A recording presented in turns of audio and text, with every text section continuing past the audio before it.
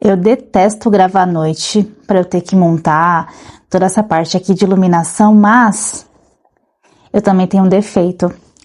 O defeito, que acaba sendo uma qualidade às vezes, é que quando eu começo a ler um livro, eu gosto de engatar e já começar a ler outro. Porém, contudo, todavia, eu quero trazer para vocês o conhecimento que eu adquiri com o último livro que eu li. Na verdade, o primeiro livro que eu li depois de sei lá quanto tempo parada, que foi esse daqui, ó. Inteligência Positiva. Tá focando, Beriras? Inteligência Positiva do Shizard Chamini, não sei como se fala certinho o nome dele, mas olha aqui um monte de anotaçõezinhas que eu fiz. Aqui tem anotações aqui dentro também, que eu acabei colocando com marca-texto, e eu fiz um breve resumo. E assim, ele traz uma provocação, que é: e se eu te dissesse que uma parte dos seus problemas não está acontecendo diretamente na sua vida, e sim na sua cabeça? Então o livro ele fala sobre dois polos ali que a gente tem, né? Que é a parte dos sabotadores, que representam padrões mentais automáticos que nos fazem reagir com medo, cobrança, culpa, ansiedade, julgamentos e etc. Gente, eu vou ler aqui, tá? Porque eu fiz um monte de anotação e eu tenho uns probleminhas para lembrar das coisas, então me perdoem que eu vou fazer a leitura aqui para vocês, mas eu vou dialogando conforme eu for falando, tá? E aí tem a parte do sábio, ou seja, que a gente trabalha com os dois lados do cérebro. O sábio é a parte da mente capaz de observar uma situação com mais clareza, curiosidade criativa e equilíbrio. Então o livro todo, ele é um livro de fácil leitura. Eu considero ele um livro mais técnico, mas é uma leitura gostosa. Então o autor apresenta o conceito de consciente de inteligência positiva, que dentro do livro ele chama de QP, né, que ele faz a abreviação, que seria uma medida de quanto a nossa mente está naquele momento trabalhando a nosso favor em vez de contra nós. Ou seja, de modo bem ilustrativo assim, a gente tem um diabinho com um monte de coisas aqui que fazem a gente pensar de uma forma negativa, nos atrapalhando, nos limitando, e tem o anjinho desse lado aqui que ele fala: bom, pera, é isso mesmo que o diabinho tá falando? É isso mesmo que você quer ouvir? Como é que você quer agir? Então os dois polos seriam mais ou menos isso, tá? Então, o interessante é que o livro não diz que precisamos eliminar os pensamentos negativos.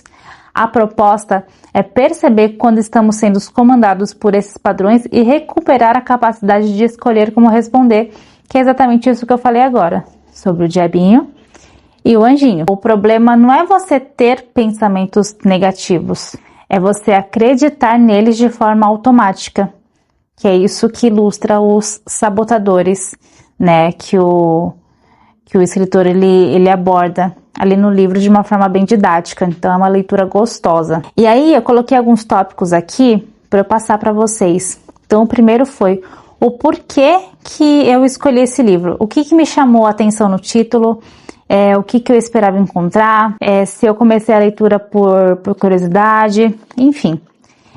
Esse não foi um livro que eu comprei, não recebi recomendação, eu ganhei esse livro, na realidade.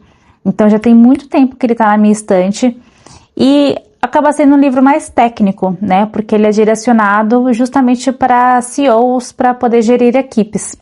E eu sou formada em gestão de recursos humanos, nunca trabalhei nessa área, mas é uma área que eu gosto bastante.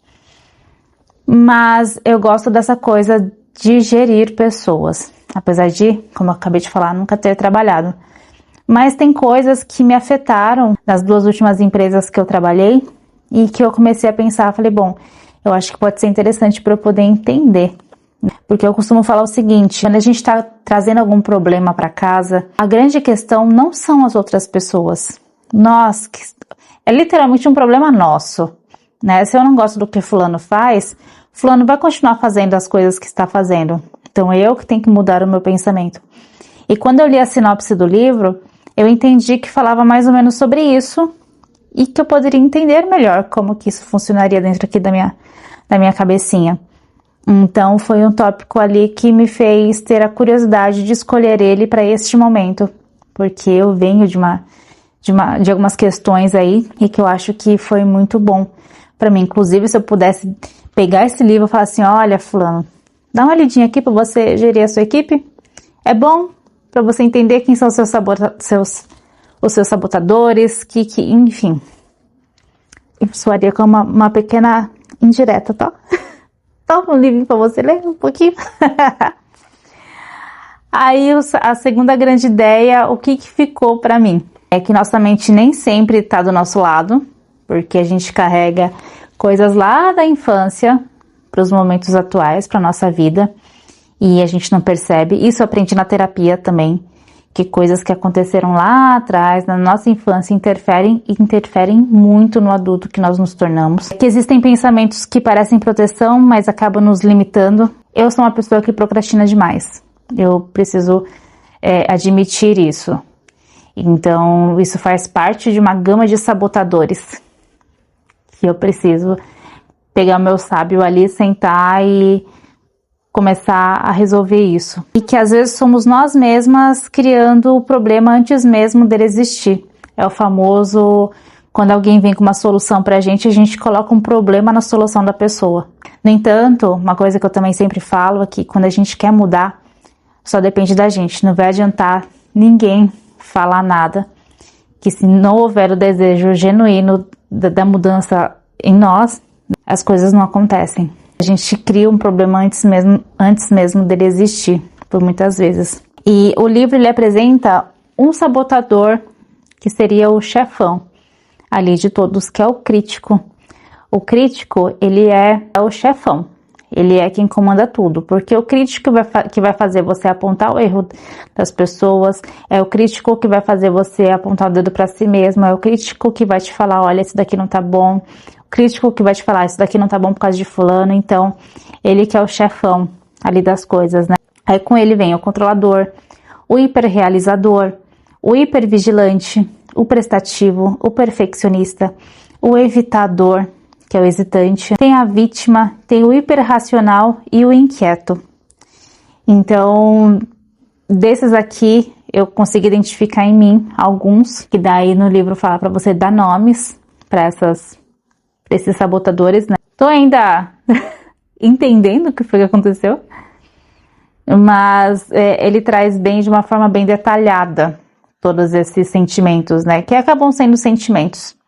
E com isso, ele faz você entender aonde que o sábio entra, né? Aonde que o seu anjinho entra ali, para que ele possa falar, isso está acontecendo comigo e eu preciso evitar, eu preciso mudar, eu preciso fazer diferente. Então, tem algumas atividades no livro para que você possa exercitar aí durante o dia. Uma coisa que eu gostei muito, que não é sobre pensamento positivo, é mais como você conseguir enxergar a situação sem deixar que seus padrões automáticos decidam por você.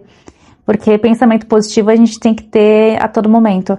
Só que nem sempre o pensamento positivo vai fazer a gente agir da forma correta. Então, a ideia do livro é fazer você entender que existe sim um lado positivo das coisas e que você não precisa deixar de sentir coisas negativas. Você só precisa entender o porquê que você está sentindo aquilo e como que você pode agir para fazer diferente, entende? Tem algumas coisas no livro assim que eu achei um pouco repetitivo e que talvez eu não fizesse para minha vida, que para mim eu acho que não funcionaria, mas que é interessante, que ele fala sobre uma técnica de você fazer repetições para que você sinta o ambiente de onde você está. Então, ele dá a opção de você sentir 100 vezes por dia alguma coisa. Por exemplo, você vai para academia, você sente a sua mão pegando peso, você sente o peso de fato, sente a brisa no seu rosto, você vai sentir o sabor do café da manhã, para que os seus pensamentos negativos, eles não ocupem a sua cabeça. Mas eu acho que isso, até se tornar um hábito, até se tornar ok, eu acho que você acaba ficando muito mais bitolado do que curado, vamos colocar dessa forma, né?